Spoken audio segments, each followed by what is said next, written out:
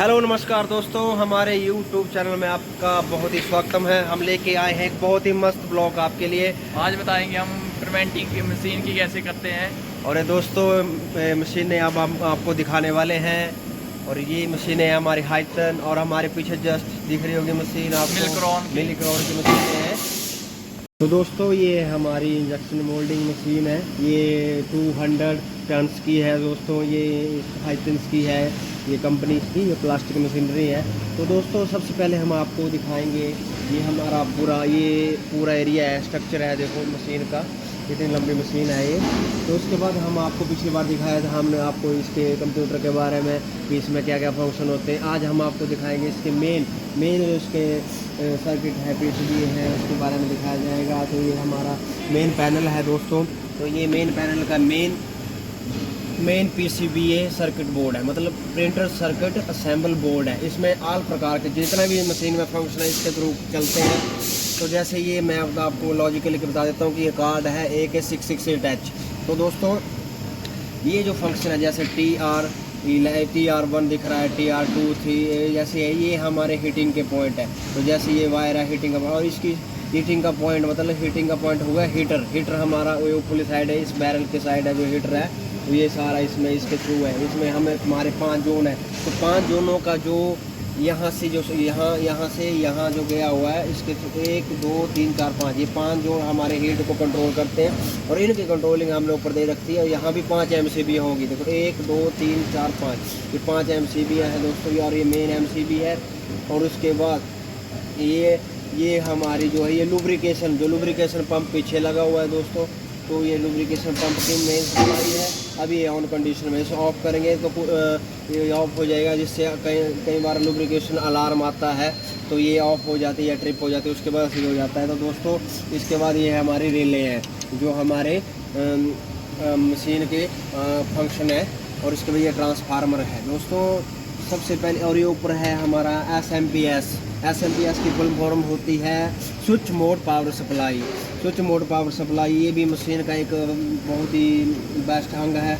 और जिससे ये अगर ये ख़राब हो जाते हैं तो इससे हमारा टोटल मशीन चलना काम नहीं करती है मतलब। और ये हमारी ड्राइव है, और ड्राइव के बाद ये है हमारी मेन MCB है। ये मेन कनेक्शन है जो यहीं से ही पूरा ऑपरेट हो रहा हमारा मशीन का फंक्शन। और ये हमारा एक्सिस फैन है जो हमारे डस्ट को अंदर आने नहीं देता है। तो ये है हमारा मेन। और उसके बाद ये हमारा सिस्टम प्रेशर गेज, जिसको गेज बोलते हैं, सिस्टम प्रेशर गेज है। और ये चार्जिंग सटबैक है। तो दोस्तों इसमें हम कमांड देंगे कंप्यूटर से, और वही जितना हम वहाँ पर फ्लो करंट भरेंगे उतना ही ये उठाएगी मशीन। और दोस्तों आज हम कर रहे हैं इस मशीन की प्रिवेंटिव। तो जैसे भी कोई आज ये मशीन हमने प्रिवेंटिव नहीं रखी है तो ये जितना भी इसमें कोई पार्ट या कोई प्रॉब्लम है तो उसको हम सॉल्व करेंगे। और अभी हम सबसे पहले सॉल्व करने जा रहे हैं आज हीटिंग। अगर इसमें हमें लगता है इसमें हीटिंग का इशू है, अगर इसमें हीटिंग का है तो इसमें हम उसको आज ओके करेंगे।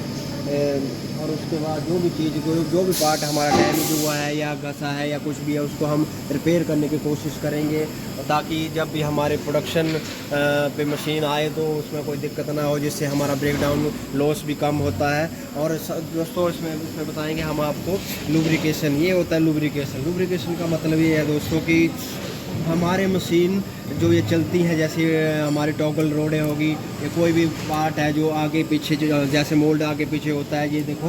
तो इसमें ऐसा होता है अगर इसमें सूखापन आएगा तो ये हमारा पार्ट आपस में रगड़ेगा तो हमारा जो भी पार्ट है वो ख़राब होगा। इसलिए हमने इसमें लुब्रिकेशन सिस्टम लगाया होता है। तो लुब्रिकेशन सिस्टम हमारा लुब्रिकेशन का पंप पिछली साइड पंप भी हम आपको दिखाएंगे अभी। तो उसके बाद लुब्रिकेशन का पंप दिखाते हैं। ये पाइपें हैं लुब्रिकेशन की, और ये इसको बोलते हैं NRB। इसके थ्रू ही NRB के कई पॉइंट होते हैं, कई 2 भी होते हैं, 4 भी होते हैं, 5 भी होते हैं, 6 भी होते हैं। तो NRB के थ्रू ही NRB ऐसा काम करती है कि इसके थ्रू हम जैसे एक पॉइंट यहाँ तो इसके थ्रू आगे के पॉइंट बढ़ा सकते हैं। जैसे ये यहाँ से लेके यहाँ तक इस स्पेस में यहाँ से लुब्रिकेशन जा रहा है, तो इस चीज़ की जब ये पीछे जाएगा तो ये आपस में अगर आपके ऑयल डाला है तो ऑयल, अगर ग्रीस है तो ग्रीस, अलग अलग मशीनों के हिसाब से इसमें ऑयल और ग्रीस का काम किया जाता है। तो पीछे तक उसको ग्रीसिंग प्रॉपर तरीके से ऑयल मिलेगा तो अच्छा चलेगा और उसकी लाइबिलिटी भी बढ़ेगी, मतलब उस पार्ट की लाइबिलिटी बढ़ेगी। अगर वो सूखा चलेगा तो रगड़ेगा और जल्दी ख़राब होगा। तो दोस्तों इसमें ख़ास लुब्रिकेशन का ध्यान रखना चाहिए, डेली बेस पे लुब्रिकेशन होना चाहिए। ये देखो पूरा लुब्रिकेशन अंदर तक है देखो। और आज इसके बारे में हम लुब्रिकेशन का एक मेन पॉइंट होता है मशीन में, जिस मशीन का लुब्रिकेशन ऐसा चलेगा और उसकी लाइबिलिटी काफ़ी अच्छी होगी और कई सालों तक मशीन काम करेगी और प्रॉब्लम भी बहुत कम आएगी। दोस्तों अब मैं आपको लुब्रिकेशन का पंप दिखाता हूँ। ये है लुब्रिकेशन का पंप, ये हमारा मोटर लगा हुआ है ऊपर, ये हमारी गेज है। इस गेज ये गेज जैसे ऐसे ही हमने वहाँ सेट वैल्यू भरी होती है, वो भी मैं आपको आगे दिखाऊंगा कि लुब्रिकेशन की सेट वैल्यू कैसे की जाती है। तो ये लुब्रिकेशन हम आज देखो इसका रंग कैसा हो गया, तो इसको हम चेंज कर देंगे और यहाँ डालेंगे हम 68 ऑयल। लुब्रिकेशन 68 इसमें डलता है और कहीं उसमें 46 भी चल सकता है, परंतु 46 काफ़ी कॉस्टली होता है, वो सिर्फ हम उसके टैंक के अंदर ही डालते हैं मशीन। तो जैसे भी कोई आज ये मशीन हमने प्रिवेंटिव नहीं रखी है, तो ये जितना भी इसमें कोई पार्ट या कोई प्रॉब्लम है तो उसको हम सॉल्व करेंगे। और अभी हम सबसे पहले सॉल्व करने जा रहे हैं आज हीटिंग। अगर इसमें हमें लगता है इसमें हीटिंग का इशू है, अगर इसमें हीटिंग का है तो इसमें हम उसको आज ओके करेंगे। और उसके बाद जो भी चीज़ जो भी पार्ट हमारा डैमेज हुआ है या घसा है या कुछ भी है उसको हम रिपेयर करने की कोशिश करेंगे, ताकि जब भी हमारे प्रोडक्शन पे मशीन आए तो उसमें कोई दिक्कत ना हो, जिससे हमारा ब्रेकडाउन लॉस भी कम होता है। और दोस्तों इसमें बताएंगे हम आपको लुब्रिकेशन, ये होता है लुब्रिकेशन। लुब्रिकेशन का मतलब ये है दोस्तों कि हमारे मशीन जो ये चलती हैं, जैसे हमारी टॉगल रोडें होगी या कोई भी पार्ट है जो आगे पीछे जैसे मोल्ड आगे पीछे होता है, ये देखो, तो इसमें ऐसा होता है अगर इसमें सूखापन आएगा तो ये हमारा पार्ट आपस में रगड़ेगा और रगड़ेगा तो हमारा जो भी पार्ट है वो ख़राब होगा। इसलिए हमने इसमें लुब्रिकेशन सिस्टम लगाया होता है।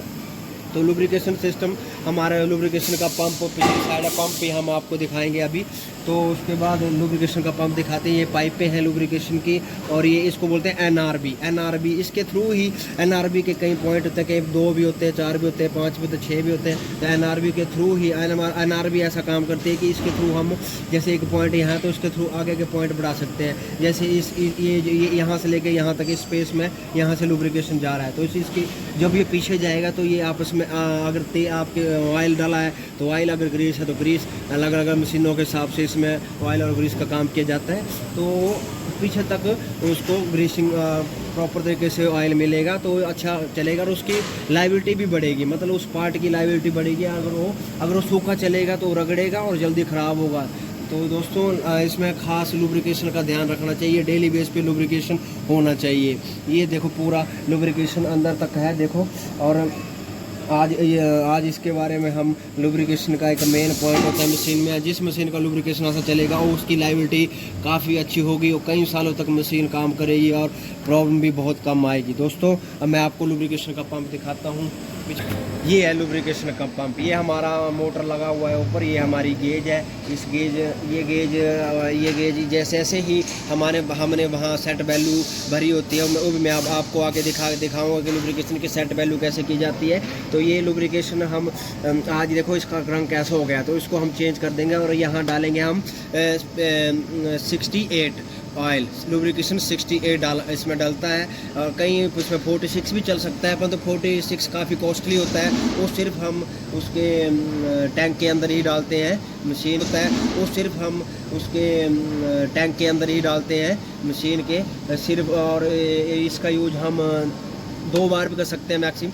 अगर इसमें पानी ना मिक्स हो तो हम इसे दोबारा भी डाल सकते हैं। एक मशीन होती है, वो मशीन अभी हमारे पास अवेलेबल नहीं है, जब होगी तो उसका वीडियो भी दिखाएंगे। वो फिल्टर करती है और दोबारा तेल को यूज किया जा सकता है। ये हमारा लुब्रिकेशन का है, ये इसके कनेक्शन किए हुए हैं जो मैंने आपको थोड़ी पहले बताया था वीडियो में। वहाँ उसका कंट्रोल है, उसकी MCB लगी है दोस्तों। और मैं आपको इसके दिखाता हूँ कंप्यूटर में लुब्रिकेशन का सेटिंग दिखाता हूँ।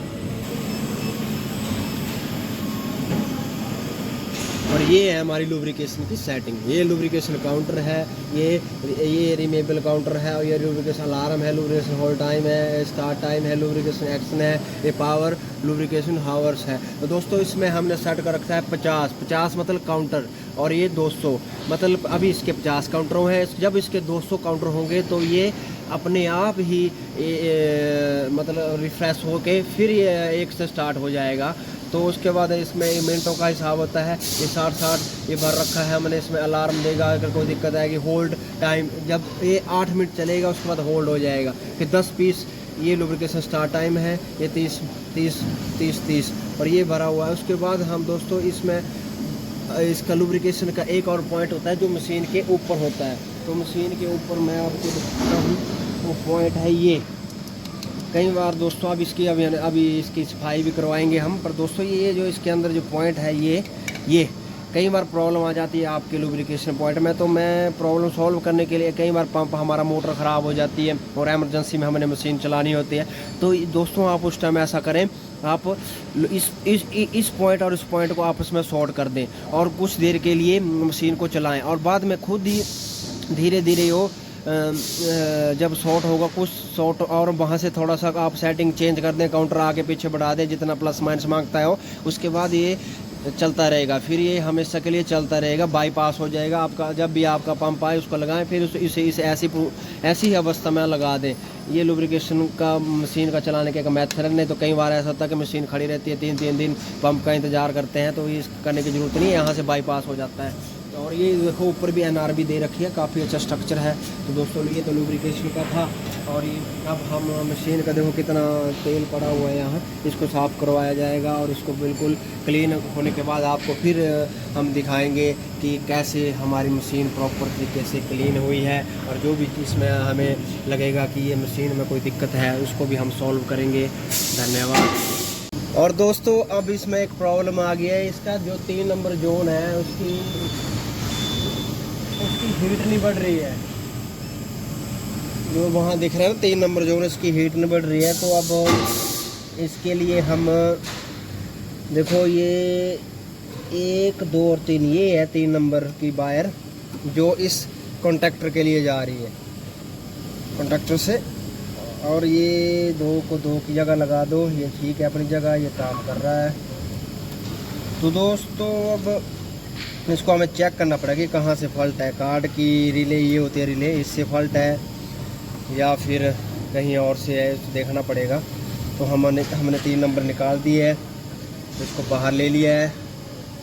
अब हम क्या करेंगे, अब करेंगे हम हीट ऑन। हीट हमने ऑन कर दी। यहाँ कॉन्टैक्टर अपने अपना ऑन हो रहे हैं, देखो अब ये कॉन्टैक्टर ऑन नहीं हुआ तो हम इसको लगाएंगे कहीं और जगह। ये देखो ये मतलब ये ऑन हो गया, ऑन हो गया। आपको ढंग से दिखाते हैं पूरा। ये वायर है, ये मैंने यहाँ से निकाल दी, यहाँ से मेरे मेथड के अनुसार ये रिले ख़राब थी, तो मैं किसी और रिले में लगाऊंगा कि ये अगर चलेगा तो मतलब हमारा कॉन्टैक्टर ख़राब है। और यहाँ से रिले कॉन्टैक्टर ओके है अगर वो ऑन होगा, और रिले हमारी ख़राब है। देखो मैं कहीं और लगा रहा हूँ ये, और वहाँ कॉन्टैक्टर ऑन हो गया। तो इसका मतलब दोस्तों अब हम करेंगे इसका जोन चेंज। तो 1 2 3 4 5 6 इसको डालेंगे हम यहाँ, और ये अंदर से ऑन करना पड़ेगा बाद में हमें।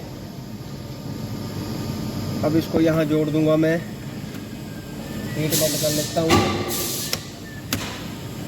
इसको मैं यहाँ जोड़ दूंगा। और ये हमने इसको डाल दिया है 1 2 3 4 5 6 नंबर में डाल देंगे हम।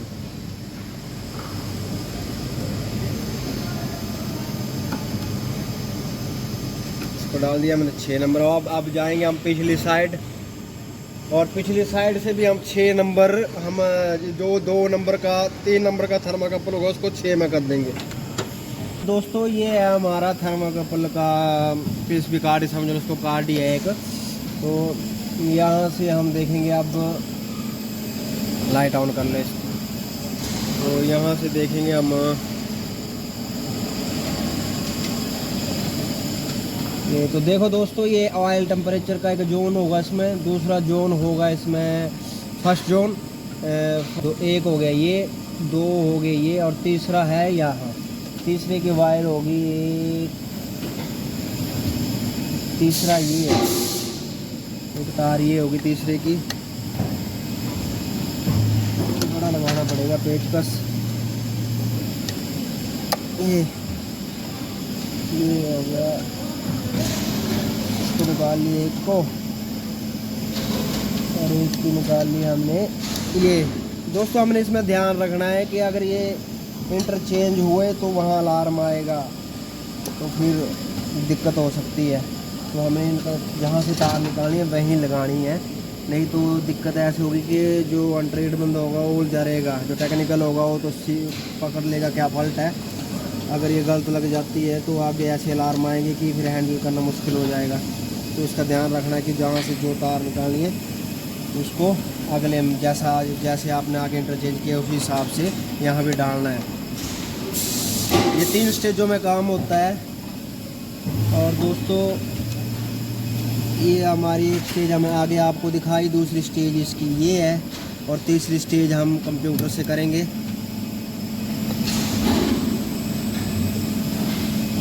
ये यहाँ से भी हमारा काम पूरा हो गया। अब तीसरी स्टेज की तरफ आपको ले जाए।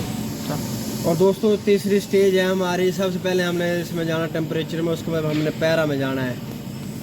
पैरा में जाएंगे और पासवर्ड हम गोपनीय रख, इसमें पासवर्ड लगा दिया जो हम किसी को बताते नहीं है, तो ये पर्सनल कंपनी का पासवर्ड होता है। तो ये आ गया हमारा पूरा स्ट्रक्चर टेम्परेचर सेटअप का।